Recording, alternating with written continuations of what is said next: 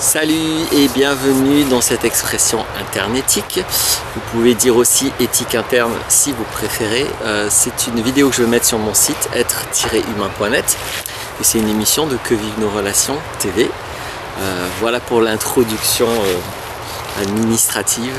Le thème d'aujourd'hui simplement va être c'est quoi une émotion, c'est quoi les émotions, parce que je me rends compte que finalement c'est pas si simple, c'est pas si évident pour tout le monde d'identifier dans toute la complexité, dans toute la richesse de son expérience humaine, les aspects, les parties qui sont émotionnelles, les parties qui sont une émotion. Alors évidemment, je ne vais pas dire la vérité sur le sujet, je vais vous exprimer mon témoignage qui a une particularité, c'est que ma conception de ce qu'est une émotion est très influencée par la pratique que j'ai découverte, que j'ai mise en place, que j'appelle l'échelle émotionnelle, et qui consiste à aller profondément écouter une émotion pour voir de quoi elle parle. Et en pratiquant ceci maintenant depuis 14 ans, je me rends compte que rigoureusement toutes les émotions, sans aucune exception, viennent profondément pointer sur un décalage identitaire. En tout cas, les émotions parlent de soi et exclusivement de soi, et les émotions n'ont jamais pour rôle de parler du monde, de parler du réel. Oui, les émotions sont déclenchées par des choses qui se passent dans votre champ perceptif, mais ça n'est qu'une excuse. Les émotions parlent de soi. J'ai fait plein de vidéos où je décris ça, et notamment j'ai présenté l'échelle émotionnelle, etc. Là, je voulais simplement donner mon témoignage de ce que pour moi est une émotion.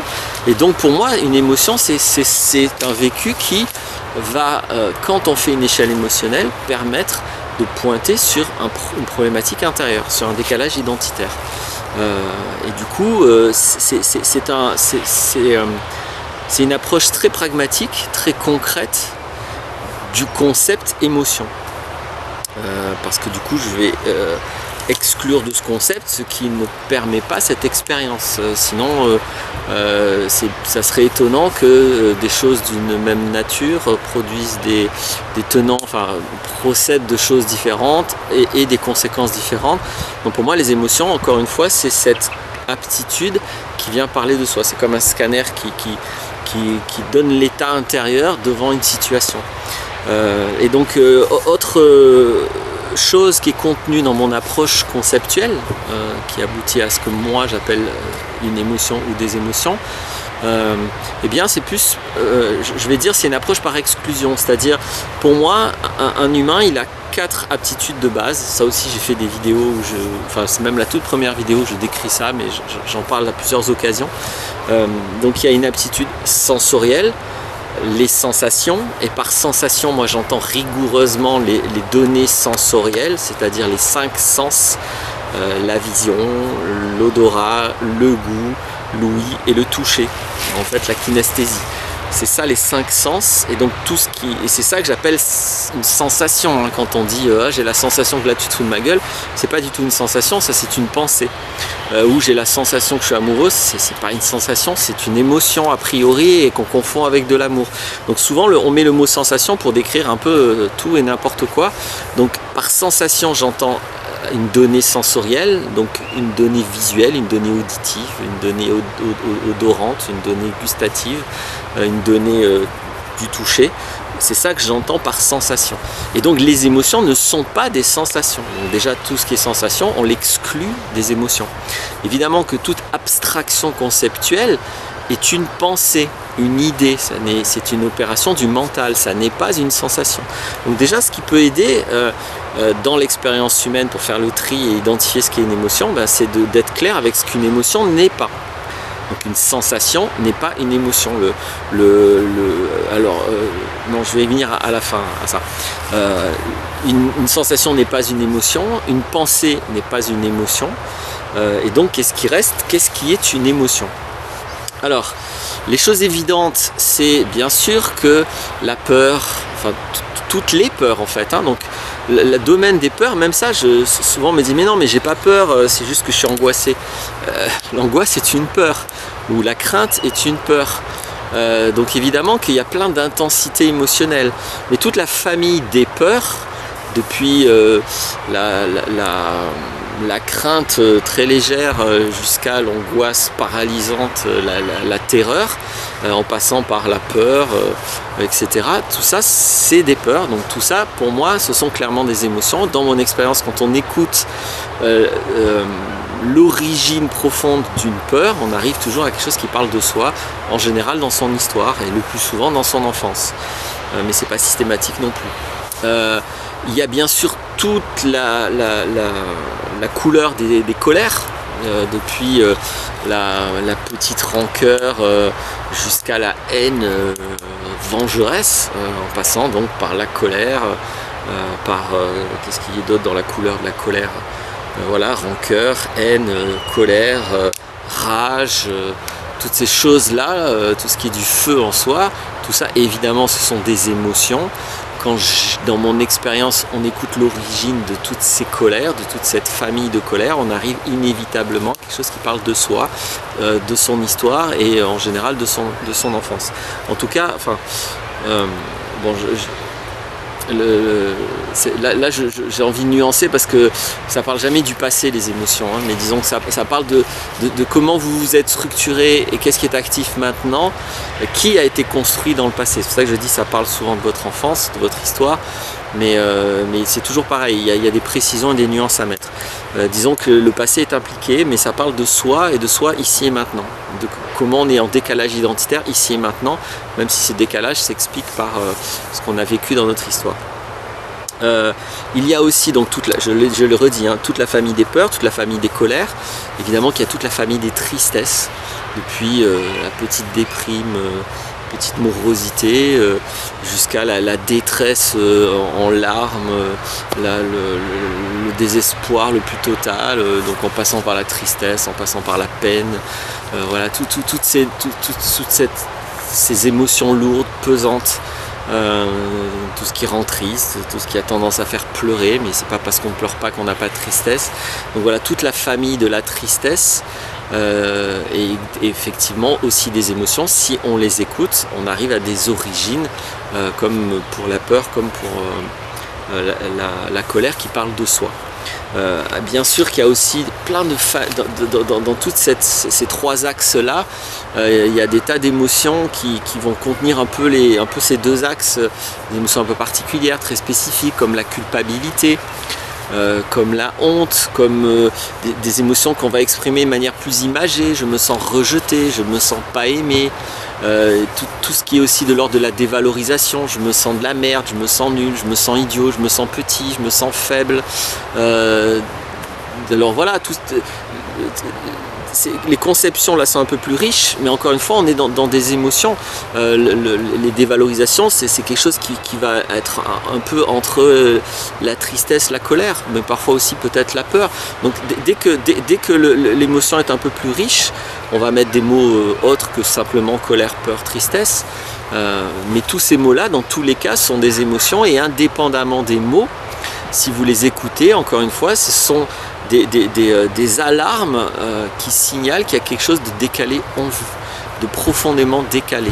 Et donc je le redis, les émotions parlent de soi, et voilà toute la gamme émotionnelle. Enfin non, je ne vais pas tout dire encore. Qu'est-ce qui peut être d'autre, quelles sont les autres expériences, ou plutôt les d'autres mots qui en fait pointent sur des vécus émotionnels. Il va aussi y avoir donc les mots qui sont très peu précis en fait, mais qui vont pointer là-dedans, tout ce qu'on va appeler le stress, où ça me dérange, ça me perturbe, ça me plaît pas. Alors ça me plaît pas, ça peut être tangent, ça peut être question de goût, de couleur, mais parfois quand on dit ça me plaît pas, c'est en fait des émotions. Donc il y a certaines expressions qui sont très peu spécifiques, très peu précises, et qui peuvent, si on y met plus de précision, contenir en fait un vécu émotionnel. Et du coup qu'on va préciser. Le stress, ça veut rien dire. C'est quoi comme stress? C'est une angoisse, c'est une détresse, c'est un manque. Je ne l'ai pas dit tout à l'heure, peut-être aussi toute la famille des manques va aussi être dans le vécu émotionnel. Manquer de quelque chose, c'est un vécu émotionnel. Ça peut être aussi je me sens pas en sécurité. Donc ça, c'est une peur, c'est une façon d'écrire une peur. Je me sens pas en sécurité. Donc c'est souvent les expressions qui vont nous éloigner de ce qu'est une émotion. On peut utiliser des expressions, donc des conceptions qui sont floues, qui ne sont pas très précises ou qui sont trop globales. Mais c'est pas pour ça que ça n'est pas une émotion. Encore une fois, si c'est pas une sensation, si c'est pas une idée, a priori, il reste plus que les émotions. Je vais peut-être nuancer d'autres choses aussi tout à l'heure. Tout ça, c'est dans les nuances, hein, mais évidemment, pour moi, le critère le plus objectif, c'est une émotion. C'est cette chose que quand je fais une échelle émotionnelle, quand je ressens d'émotion en émotion, je vais trouver un décalage identitaire. Là, pour moi, c'est un moyen très déterminant d'identifier un vécu émotionnel, ou plutôt, dans mon expérience globale, d'identifier une partie qui est émotionnelle. Qu'est-ce qui peut être d'autre? Oui, donc je le disais, hein, là, tous les vécus globaux, ça pointe au fond sur une émotion. Ça me perturbe, ça me dérange. Des fois même on va confondre les émotions et les envies, c'est-à-dire par exemple une peur peut devenir une expression de l'ordre de j'ai pas envie. Non, c'est pas que t'as pas envie de voyager, c'est que t'as peur de voyager, c'est pas pareil. Donc si je dis ouais j'ai pas envie de voyager ou j'ai pas envie de faire ça, c'est pas vraiment une question d'envie, mais c'est quoi une envie? Donc ça aussi c'est des vécus complexes, ces conceptions d'envie. Donc parfois quand on parle d'envie, en fait on parle d'émotion. Il y a évidemment aussi les émotions qu'on va considérer comme positives.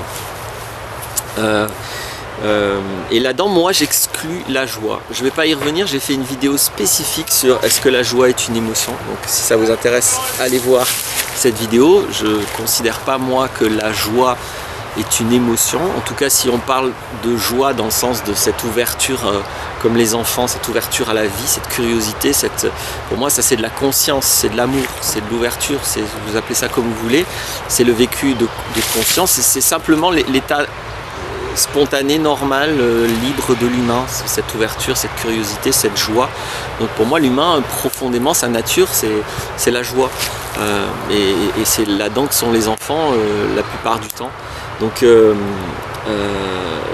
j'exclus la joie, moi, du champ des émotions.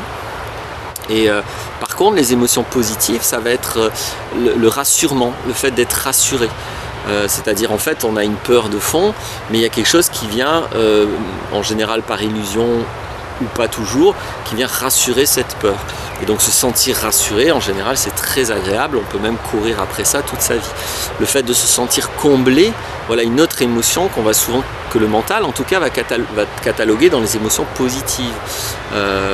C'est pas ni positif ni négatif, si on se sent comblé, ça veut dire qu'on a un manque.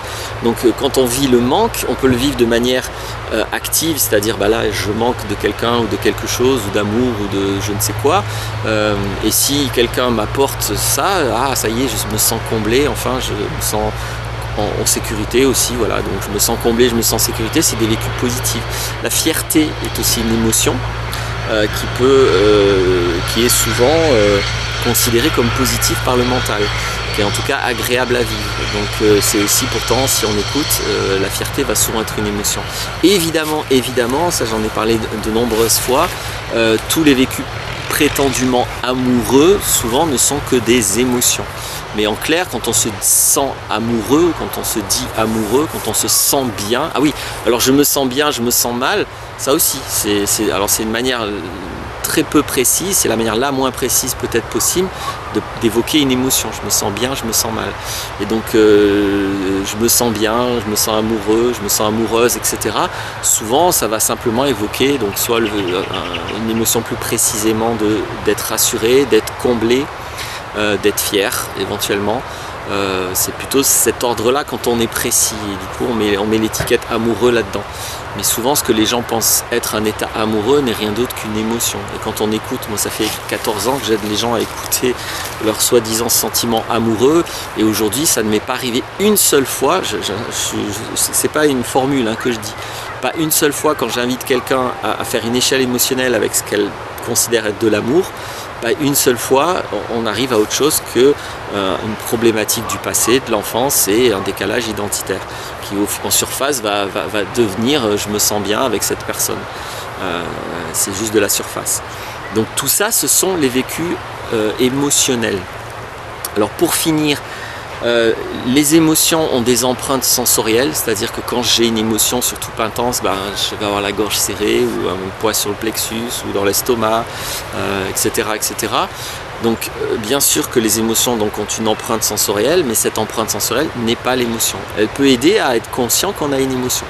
Et même il y a des personnes qui ont une difficulté d'accès à leurs émotions et donc qui ont conscience qu'elles ont des émotions que par le biais de leurs sensations kinesthésiques. En fait là on est dans le sens du toucher. Je sens ma gorge qui se noue, je sens un poids dans le plexus, je sens mes tripes qui sont tendues, ou peu importe comment on va exprimer les choses.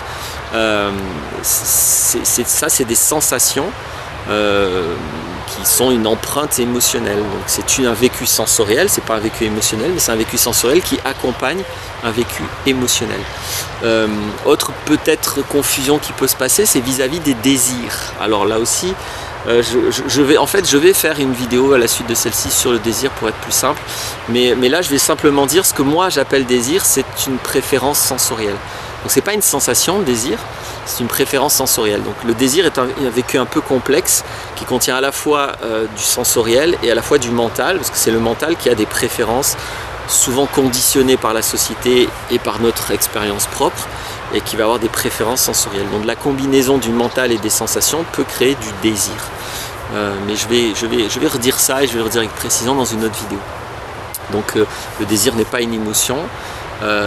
Et évidemment toutes les pensées qui sont de l'ordre de la volonté, ça c'est pas une émotion, la volonté, je veux quelque chose, mais la volonté peut procéder d'une émotion. Si j'ai peur de ça, je veux aller là-bas, ou au contraire, si je me sens bien avec telle personne, je veux être avec cette personne.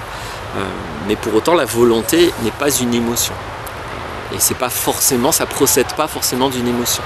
Mais selon comment on gère ses émotions, on peut produire une volonté à partir des émotions. Et tout ce qui est de l'ordre du mental, la volonté, la décision, le choix, ou encore une fois, comme je le disais tout à l'heure, l'envie, et dans une mesure un petit peu basique, le désir. Mais tout ça n'est pas émotionnel, ça commence à s'éloigner de la pureté émotionnelle. Voilà, la pureté émotionnelle, c'est tout ce dont j'ai parlé avant. Qu'on en parle de manière non précise, je me sens bien, je me sens stressé, je me sens amoureux, je me sens mal, ça me dérange, voilà, tout ça c'est pas très clair, mais c'est des façons de parler des émotions, ou qu'on en parle de manière très précise. Là je ressens une tristesse, je me sens rejeté, je ressens de la colère, je ressens de la peur, je ressens de la honte, de la culpabilité, je me sens inférieur, ça peut être des vécus comme ça aussi. Il y a des gens qui parlent des émotions de manière très métaphorique. Je me sens comme planer dans les airs, je me sens comme dans un couvercle, je me sens comme dans une marmite, je me sens comme dans une prison, ça peut être aussi très imagé comme vécu, mais tous ces ressentis, même si j'aime pas le mot ressenti, ce ne sont que des mots différents pour parler d'un vécu émotionnel. Et donc le vécu émotionnel, c'est quelque chose qui vient profondément parler de soi. Jamais, jamais, jamais les émotions, dans mon expérience, ne parlent du monde. Ce qui vous parle du monde, ce sont les 5 sens. J'espère que là ça va être le plus clair possible. N'hésitez pas donc à poser des questions en commentaire. Ça permet moi de vous répondre et puis pour les autres d'avoir des compléments de cette vidéo. Voilà, je vais tout de suite faire la vidéo sur les désirs, comme ça ce sera un complément, et j'espère que ceci sera aidant. Je vous remercie d'avoir écouté jusque là. Au revoir.